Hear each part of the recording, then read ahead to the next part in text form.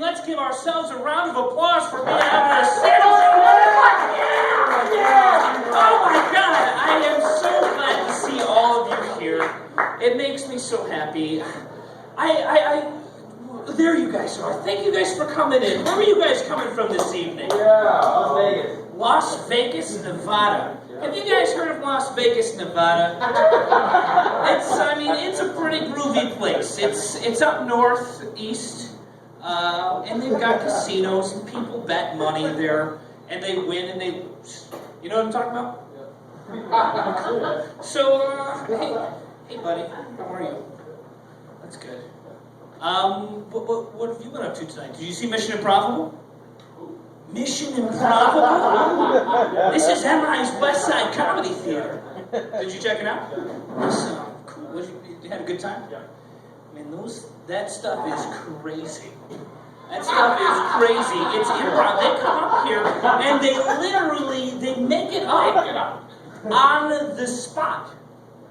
I have meticulously planned out every single thing that I'm going to say here. And I have been on point and on track, and even this is something that I have planned and practiced. And I'm pretty impressed. Then I find out that people come up here on this stage, the same stage that I have rehearsed this for so long. And they come here and they just make it up on the spot with some suggestion from somebody that's probably trying to sabotage them. But they take a risk. I'm not willing to. I plan these things out meticulously. I've used words on paper with pen. Like seriously, I sat down and there's a 12 to 17% chance that while you're writing with a ballpoint pen, you'll get it on your shirt. See? You probably can't. It's small, and I tried to wash it right before I came here. And the problem is while I tried to wash this shirt, I had ironed it first. Because I didn't want to look like an asshole on stage. So I ironed my shirt, because I have self-respect.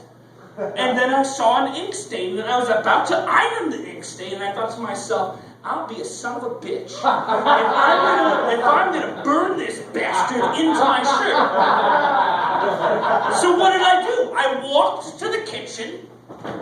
I didn't use soap because I knew I didn't have time to rinse it, and I washed with water the ink spot and my armpits. You couldn't see it, but I knew that there was stains from last night. I did a show your last night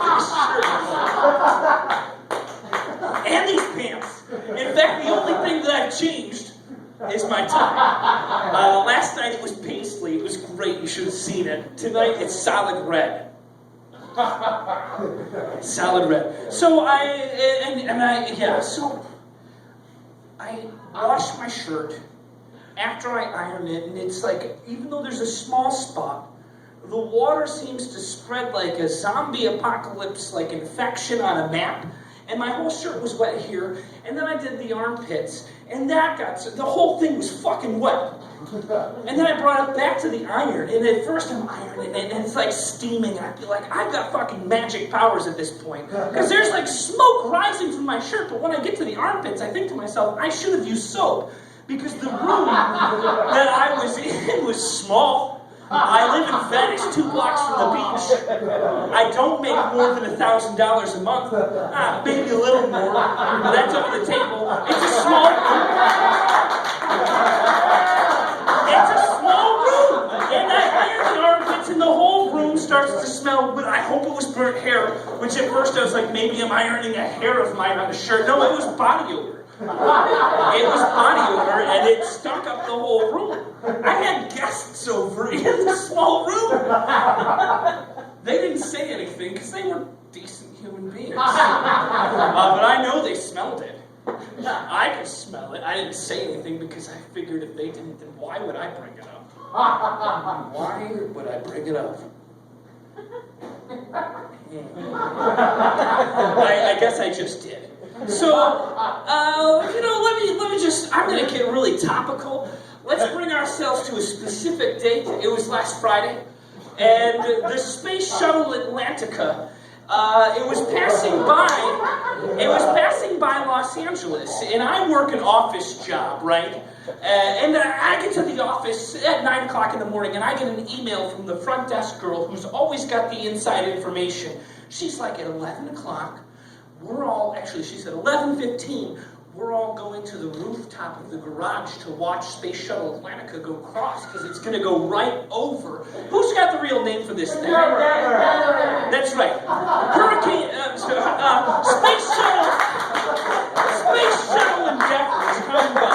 And my front desk today says, we're going to the parking lot at 11:15 to get a good spot on the top of the parking lot on Fairfax, Wilshire. And so I'm like, all right, well, I'll be there. I'm not going to miss a once-in-a-lifetime opportunity. So I go up to the rooftop, and actually beforehand, she says to me that really, if you were going at 11 o'clock, because we want a really good spot. We want a really good spot. And so I'm like, okay, well, I got a lot of work to do. I've kind of got a job. And my boss wouldn't be that cool with me seeing Space Shuttle Endeavour. But I go up there at 11:15 at the original time she said, and I waited for 45 minutes. Did anybody else in this room see the space shuttle? Yes. No, for real, don't fucking lie to me. I'm serious. I'm not pandering for applause. Who saw it? Raise your hand. I can't tell if you saw it. You saw it. You saw it.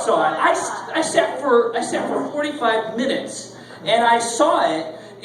We were told it was going to come like right over us like this. And I sat for 45 minutes, and there was a couple planes. I had no idea how low they fly. And I was like, oh my God.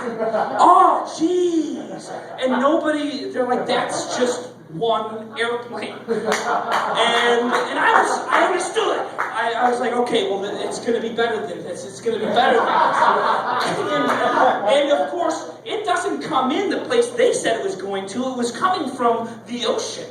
So it was going through smog behind buildings. I couldn't see anything. I was like, this is fucking ridiculous. I'm going to, now while it's flying over, I'm going to rush down the stairwell so I don't have to sit with a bunch of assholes walking down the stairs. So I was the first one out. I was gone. I was back in my office. I'm like, man, I can't wait till everybody gets back and sees how quick I was. Turns out, Endeavour took 2 more loops around LA and went right over. The way that I was in, they could reach up and they touched it like it was fucking free willing. And I was sitting in my office, not even working, just waiting with a dumbass smile on my face. I couldn't believe it. I've been rocked. And I've looked every day for space shuttles. Nothing. It's a once-in-a-lifetime opportunity. Guys, I have just rattled on and on. I apologize, because we've got some serious stand-up comedy this evening. Let's just take a quick look here. Listen, I can explain. This is the first time I've been stoned while I did a show tonight. Hold on one second. Let me say I never get stoned, but tonight I did before I got on stage. So I forgot the name. Anyway, the next up, we have a guy that performs all around town. He's dressed so well. I was admiring his vest. And if he's not wearing a vest, oh man, I feel so bad. But he performs all around town. He's an amazing comic.